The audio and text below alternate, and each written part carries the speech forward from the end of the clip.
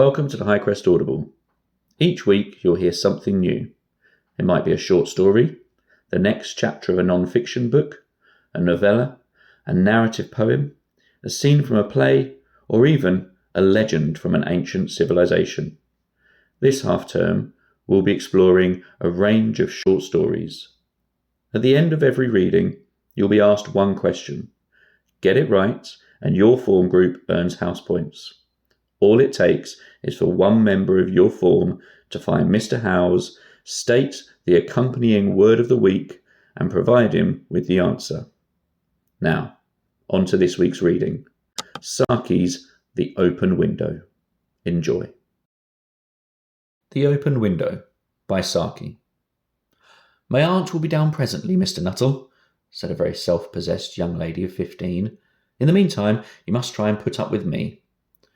Framton Nuttel endeavoured to say the correct something which should duly flatter the niece of the moment without unduly discounting the aunt that was to come. Privately, he doubted more than ever whether these formal visits on a succession of total strangers would do much towards helping the nerve cure which he was supposed to be undergoing. I know how it will be, his sister had said when he was preparing to migrate to his rural retreat. You will bury yourself down there and not speak to a living soul, and your nerves will be worse than ever from moping. I shall just give you letters of introduction to all the people I know down there. Some of them, as far as I can remember, were quite nice. Framton wondered whether Mrs. Sappleton, the lady to whom he was presenting one of the letters of introduction, came into the nice division. Do you know many of the people around here? Asked the niece, when she judged that they had had sufficient silent communion. Hardly a soul, said Framton. My sister was staying here, at the rectory, you know, some 4 years ago, and she gave me letters of introduction to some of the people here. He made the last statement in a tone of distinct regret. Then you know practically nothing about my aunt? Pursued the self-possessed young lady. Only her name and address, admitted the caller. He was wondering whether Mrs. Sappleton was in the married or widowed state. An undefinable something about the room seemed to suggest masculine habitation. Her great tragedy happened just 3 years ago, said the child. That would be since your sister's time. Her tragedy? Asked Framton. Somehow, in this restful country spot, tragedies seemed out of place. You may wonder why we keep that window wide open on an October afternoon, said the niece, indicating a large French window that opened onto a lawn. It is quite warm for the time of the year, said Framton, but has that window got anything to do with the tragedy? Out through that window, 3 years ago to a day, her husband and her 2 young brothers went off for their day's shooting. They never came back. In crossing the moor to their favourite snipe shooting ground, they were all 3 engulfed in a treacherous piece of bog. It had been that dreadful wet summer, you know, and places that were safe in other years gave way suddenly without warning. Their bodies were never recovered.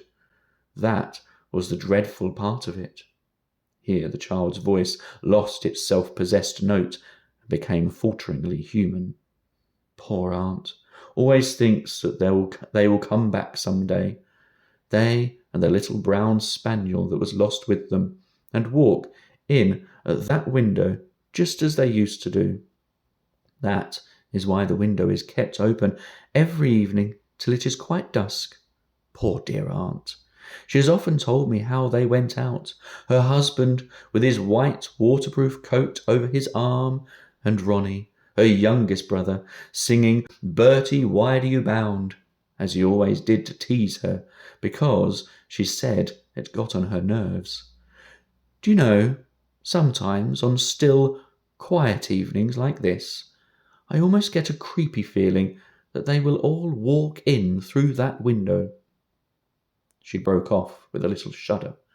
It was a relief to Framton when the aunt bustled into the room with a whirl of apologies for being late in making her appearance. I hope Vera has been amusing you, she said. She has been very interesting, said Framton.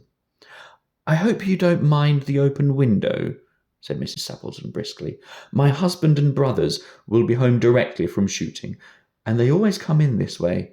They've been out for snipe in the marshes today, so they'll make a fine mess over my poor carpets. So like you menfolk, isn't it? She rattled on cheerfully about the shooting and the scarcity of birds and the prospects for duck in the winter. To Framton, it was all purely horrible. He made a desperate but only partially successful effort to turn the talk onto a less ghastly topic. He was conscious that his hostess was giving him only a fragment of her attention, and her eyes were constantly straying past him to the open window and the lawn beyond. It was certainly an unfortunate coincidence that he should have paid his visit on this tragic anniversary. The doctors agreed in ordering me complete rest, an absence of mental excitement, and avoidance of anything in the nature of violent physical exercise, announced Framton, who laboured under the tolerably widespread delusion that total strangers and chance acquaintances are hungry for the least detail of one's ailments and infirmities, their cause and cure. On the matter of diet, they are not so much in agreement, he continued. No, said Mrs. Sappleton, in a voice which only replaced a yawn at the last moment. Then she suddenly brightened into alert attention, but not to what Framton was saying.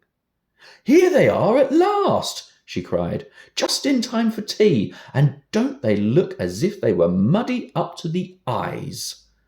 Framton shivered slightly and turned towards the niece with a look intended to convey sympathetic comprehension. The child was staring out through the open window with a dazed horror in her eyes. In a chill shock of nameless fear, Framton swung round in his seat and looked in the same direction. In the deepening twilight, 3 figures were walking across the lawn towards the window. They all carried guns under their arms, and one of them was additionally burdened with a white coat hung over his shoulders. A tired brown spaniel kept close at their heels. Noiselessly they neared the house, and then a hoarse young voice chanted out of the dusk, I said, Bertie, why do you bound?